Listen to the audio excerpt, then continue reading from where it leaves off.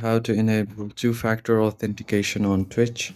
So first, open your Twitch application and make sure you log into your profile.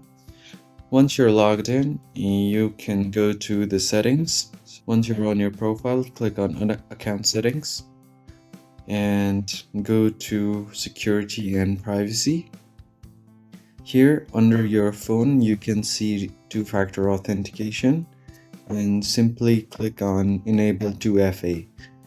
It will ask you for your phone number, so you're just going to enter your phone number. Once you enter your phone number, you are just going to click on continue, and this will send you a verification code on your phone number, so you just have to enter your verification code.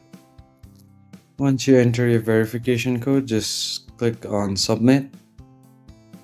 And now your two-factor authentication is enabled. So you just tap on done and your two-factor authentication is now enabled. Now you can see an option to disable the two-factor authentication. And that's how you enable two-factor authentication on Twitch. Thank you for watching.